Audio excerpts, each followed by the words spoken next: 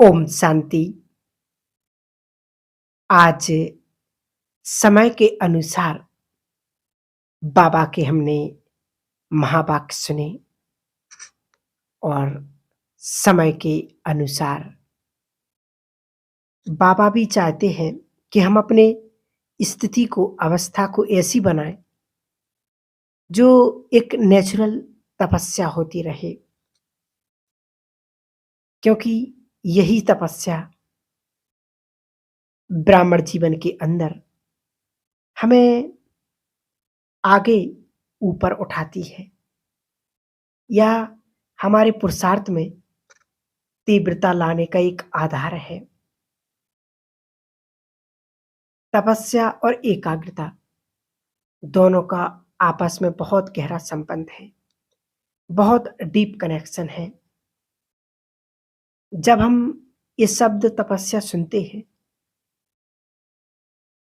और कोई भी भक्ति मार्ग में जिन्होंने तपस्या की, उनका अगर स्वरूप सामने ले आए तो तपस्या में क्या नजर आता है।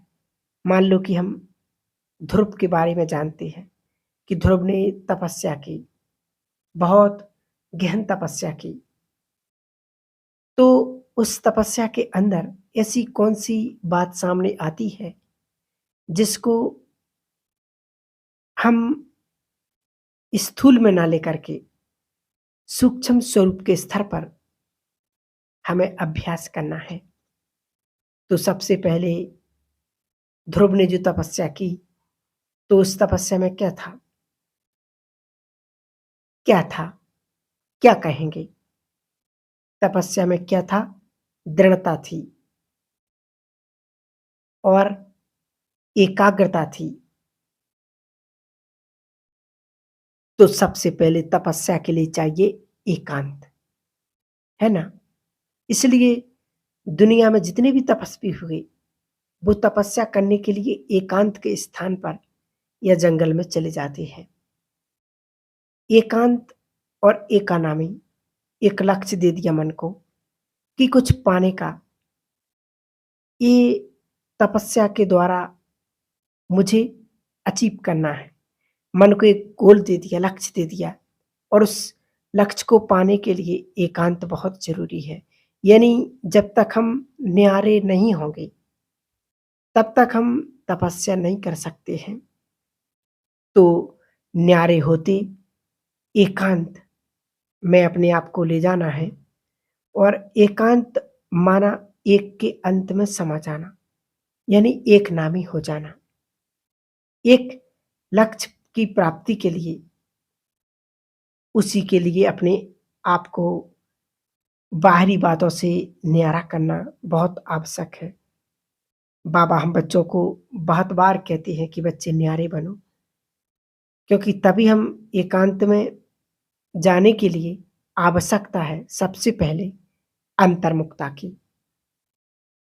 क्योंकि तब तक हम एकांत में नहीं जा सकते, क्योंकि हमें कोई जंगल में तो जाना नहीं। सबके बीच में रह कर के एकांत में हमें एकांत प्राप्त करना है। तो उसके लिए हमें अंतर्मुखी होना बहुत आवश्यक है। और अंतर्मुखता जब हम ये शब्द सुनते हैं, तो बाबा की मूल्यों के हिसाब से 3 बातें ये आती हैं। एक तो बाबा कहते हैं अंतर्मुखता की गुफा में चले जाओ। दूसरा बाबा कहते हैं कि अंतर्मुखता माना अंडरग्राउंड हो जाना। और तीसरी बाबा अंतर्मुखता के लिए कहते हैं सागर के तले में चले जाओ। यही एकांत प्रदान करता है। अंतर्मुखता की गुफा, गुफा क्या है? हमारे लिए कौन सी गुफा है? अंतर्मुखता की गुफा कौन सी है? तो हमारे लिए अंतर्मुखता की गुफा है कि अंतर्मुख जब कहा, तो मुख की जो इंद्रियां हैं, सोचने की शक्ति, बोलने की शक्ति, देखने की शक्ति, सुनने की शक्ति, जो मुख्य इंद्रियां हैं, वो सारी ऊपर है। तो गुफा में जाना यानी कि उसको अंदर की ओर करना। ये चारों इंद्रियां जो निमित्त बनती हैं मन के संकल्पों को चलाने के लिए, उसको जब अंदर की ओर नहीं किया, तब तक हम गुफा में नहीं जा सकते हैं। इसलिए तपस्वियों ने हमारी यादगार में से उन्होंने वो गुफा ले ली कि वो उस गुफा में बैठ जाते थे। तो वास्तव में बाबा हम बच्चों को कहते कि मुक्ता की गुफा यानी अपनी चारों इंद्रियों को अंदर ले जाना और उन पर अपना अधिकार प्राप्त कर सकते हैं। वो मन हमें बाहरी दुनिया की ओर खींच सकता है। और दूसरी बात कहते हैं अंडरग्राउंड हो जाओ। तो दुनिया में बड़े से बड़े साइंटिस्ट जब उनको कोई रिसर्च करना होता है तो उनको अंडरग्राउंड जाना ही पड़ता है। इसीलिए हमें भी योग को अलग-अलग प्रयोग करते हुए या योग की गहराई को अनुभव करने के लिए हमें अंडरग्राउंड जाना बहुत ज़रूरी है। तभी हम अपनी अवस्था को बहुत ऊपर उठा सकते हैं, ऊँचे शिखर पर ले जा सकते हैं। बड़े से बड़े गहन अनुभव यदि प्राप्त करना है, तो ये अंडरग्राउंड जाना बहुत ज़रूरी है। जब हम अंडरग्राउंड जाते हैं, तो उससे फ़ायदा क्या होता है कि जब हम व्यर्थ से हमारा मन जब अंदर की ओर चला जाता है रिसर्च में, प्रयोग में, इसलिए योग का दूसरा नाम है प्रयोग। तो योग को जब हम अपनी शक्तियों पर प्रयोग करते हैं अंतर्मुखता के लिए, अपने सूक्ष्म स्तर पर उनको प्रयोग करते हैं योग का, बिना अंडरग्राउंड के हम नहीं कर सकते हैं। और जितना हम ये सूक्ष्म स्तर से प्रयोग के जो रिजल्ट हैं, वो एक अनुभव ऐसा बन जाएगा, जो आने वाले समय में अनेक आत्माएँ आएँगी कि अंजलि दे दो हमें अनुभव की, तो उस समय वो हम अनुभव की अंजलि उन्हें दे पाएँगे। इसलिए अंडरग्राउंड जाकर के हमें ज्ञान के एप्लीकेशन का रिसर्च, योग के एप्लीकेशन का रिसर्च हमारे लिए, साइलेंस का रिसर्च हमारे लिए बहुत आवश्यक है, क्योंकि तभी हम उसके आधार से हम किसी को भी गाइडेंस दे सकते हैं, जो उनको जीवन में प्राप्त होगी और उसी के आधार पर भी वो अपनी तपस्या प्रारंभ कर देंगे। तो अंडरग्राउंड जब रिसर्च करते हैं, तो हमारी जो रचनात्मकता है, वो बाहर आती है।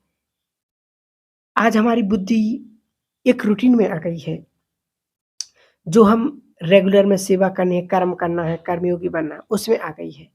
और इसलिए जो आत्मा की रचनात्मक पावर है, बिना अंडरग्राउंड जाने के बाहर नहीं आ सकती है।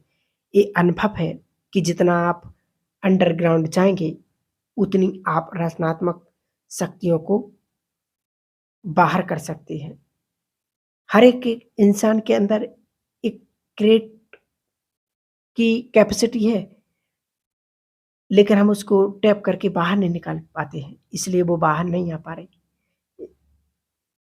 लेकिन आप देखेंगे कि कोई भी दुनिया के अंदर इंसान जब वो अंडरग्राउंड गए, तब वो रिसर्च कर पाए।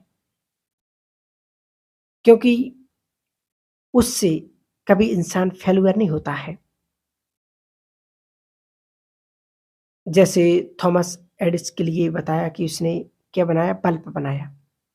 तो 1000 बार वो फेल हुआ, तब वो उन्होंने एक बल्ब बनाया। लेकिन जब उसको पूछा गया कि आप 1000 बार फेल हुए, उसके लिए क्या कहना है? प्रेस वालों ने पूछा कि उसके बाद आप एक बल्ब बना पाए।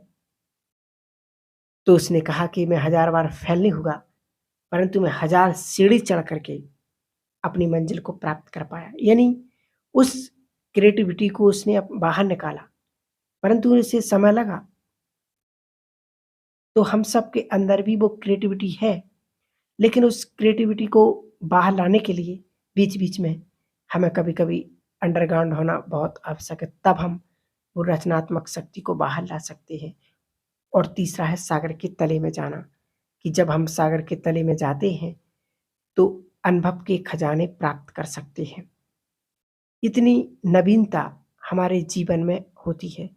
जैसे कोई डाइवर सागर के तले में जाते हैं, तो उसको मोती मिलती, अनेक प्रकार की अलग-अलग चीज़ें मिलती हैं, अलग-अलग नवीनता उसके सामने आती है।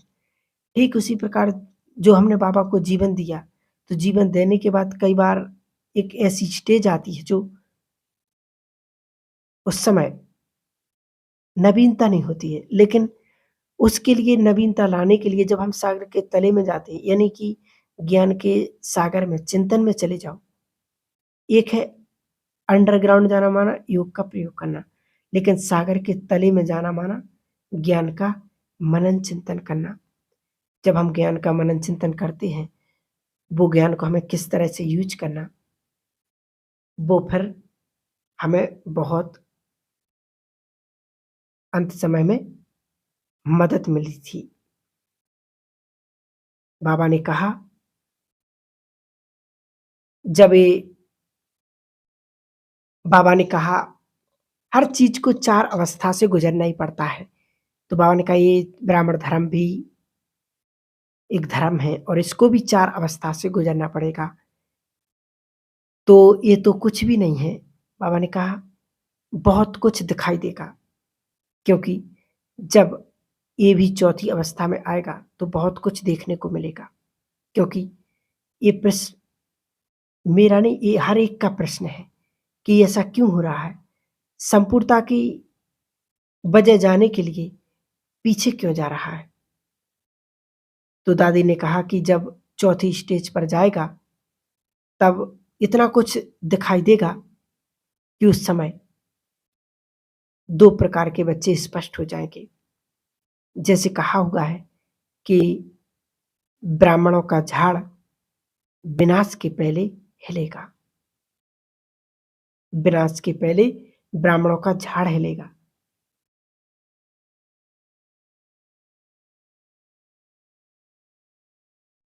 तो सबसे पहले कब हिला था झाड़? बेगरी पाठ का जब समय था।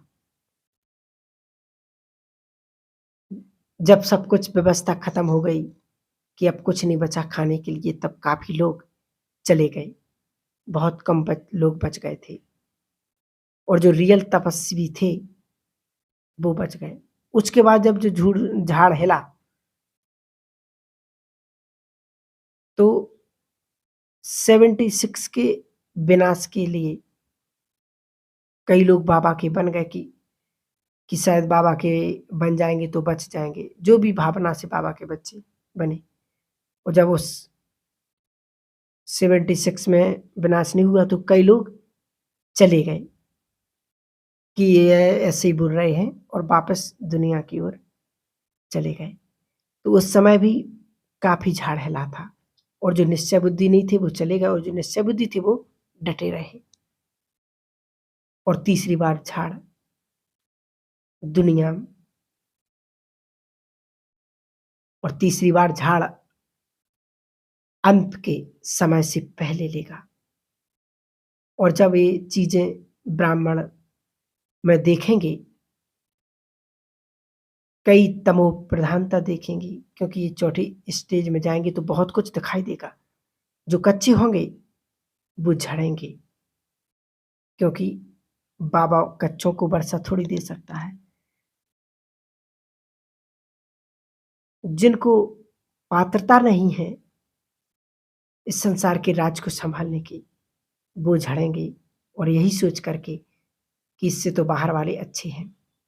बाहर वाले तो अच्छे ही होंगे, क्योंकि उनको द्वापर के बाद ही पाठ शुरू हुआ। तो बाबा कहते ये 3 प्रकार से होगा। तो आज हम देख रहे हैं कि ये अब अंतिम समय है। अंतिम समय में हमें अब वो पुरुषार्थ करना है। ओम शांति।